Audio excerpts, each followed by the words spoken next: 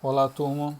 Então, hoje a gente vai falar aí sobre a evolução do espaço urbano industrial, ou seja, quais foram as grandes mudanças na geografia das indústrias a partir desse novo modelo de industrialização que está ocorrendo. Ok?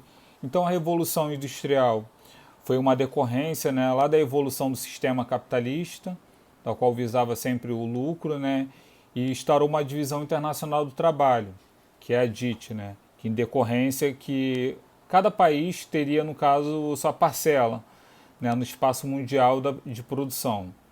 Então, proporcionou um enriquecimento das metrópoles, né, cada vez mais acumulando riqueza, e surgiu, né, lá na Inglaterra, lá no final do século XVIII, essa revolução industrial, né? Tanto que a Inglaterra é considerada o berço, né, da revolução industrial. Então a Inglaterra chegou, né, porque ela tinha um grande capital acumulado, até porque na Inglaterra foi colônia, né, metrópole de várias colônias que se fixavam na África. Então eles faziam vários tipos de comércios justamente com a venda de escravos que existiam lá na época. Então acabou acumulando cada vez mais é, dinheiro e com isso se apontou, né, no caso, começou a se modernizar, visando já que esse modelo escravocrata iria cair, então eles começaram a produzir, pensar em outros tipos de produção. Okay?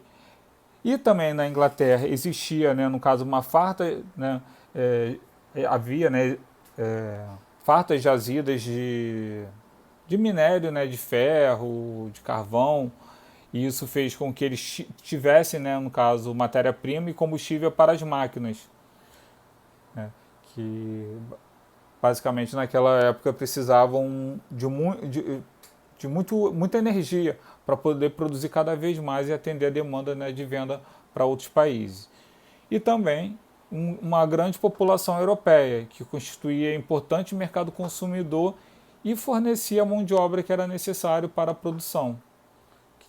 Então, esses três itens aí, esses três fatores, fizeram com que a Inglaterra se fosse, né, no caso, um dos países que desapontaram como uma grandes potências na época, justamente porque eles começaram a ter um tipo, né, diferenciado de produção. E isso fazia cada vez eles produzirem mais e produtos melhores, visando, né, o mercado europeu.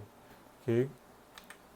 Então, a distribuição das indústrias. Aqui é necessário que vocês pensem um pouco. Né? Se vocês fossem um empresário e fossem produzir determinado produto, né? Onde vocês instalariam as suas indústrias?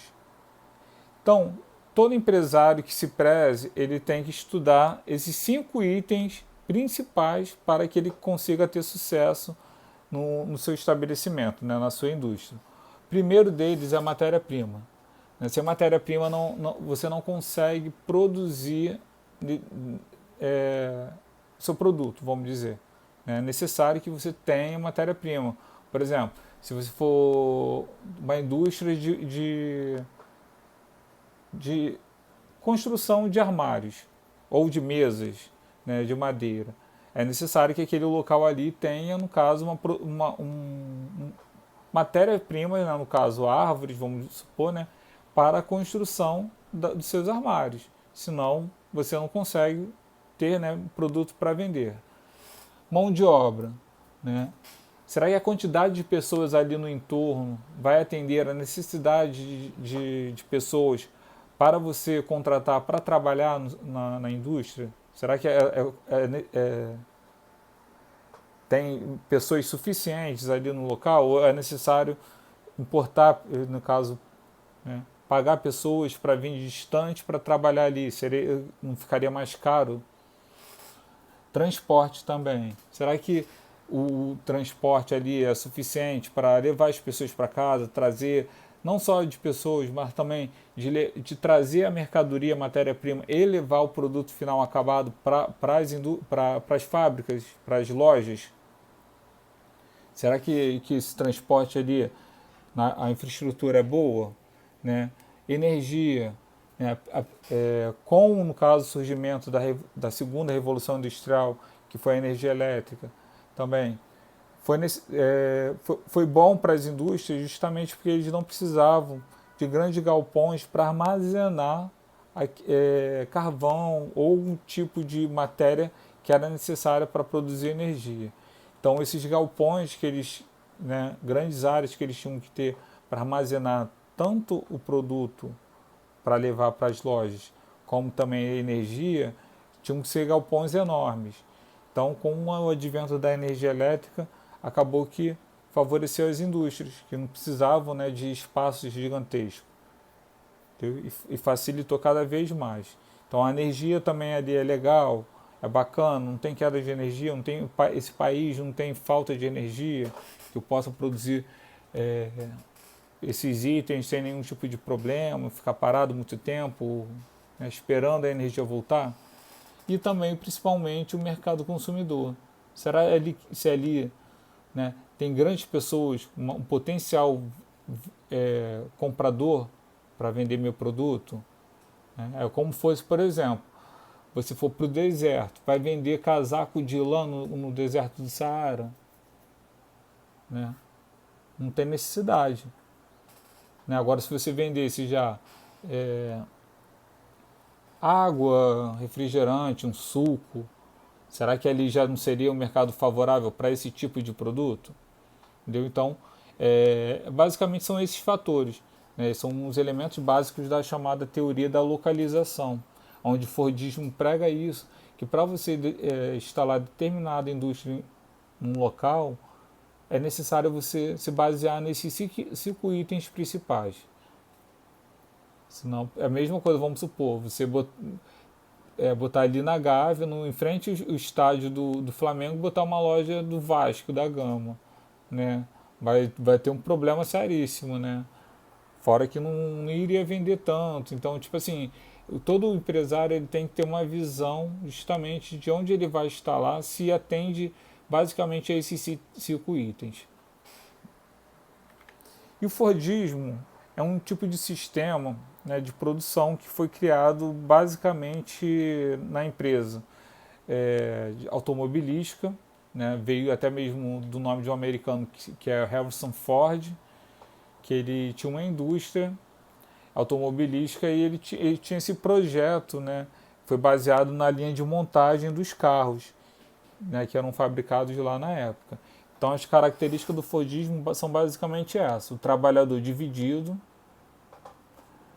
o trabalhador repetitivo, o trabalhador em cadeia e o trabalhador contínuo. Ou seja, onde ele seria basicamente teria uma única função. Né? Por exemplo, trabalho dividido como? Você teria a sua função, por exemplo, na linha de montagem de um carro. Né? Você ficaria ali, seria contratado para colocar a roda no carro e a parafusar, né, ele no carro. Então você ficaria o dia todo fazendo esse tipo de serviço, né? Um trabalho repetitivo, que você só teria essa função.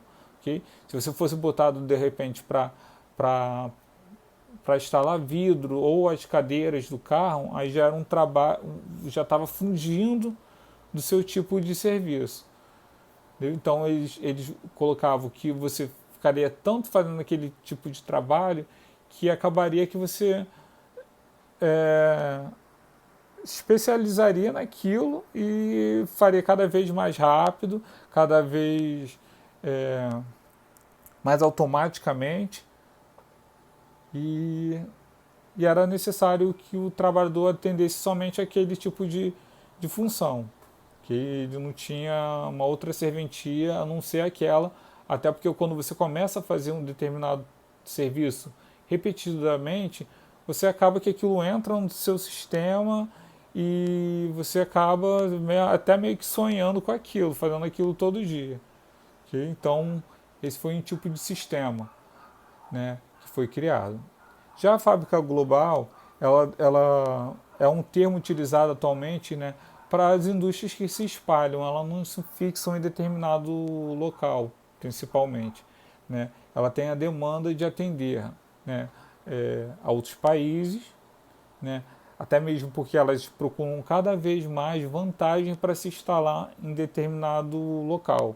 Por exemplo, às vezes uma indústria japonesa quer instalar sua fábrica sempre Toshiba aqui no Brasil, né? Eles têm, em caso, fazem esse anúncio, né? Aí os estados acabam meio que brigando para aquela indústria se instalar ali. Até porque ela vai levar, no caso, vai requisitar trabalhadores, e isso faz com que a economia ali acaba, né, tendo mais trabalhadores e a economia girando ali, tendo dinheiro para as pessoas gastarem. Então, o que o governador acaba fazendo? Ah, eu dou um terreno para você, eu isento você de pagar tantos anos de impostos, eu dou para você o terreno para o que você quiser construir. Entendeu? Então acaba que alguns governadores, estados, acabam brigando para que aquela empresa se fixe naquele local.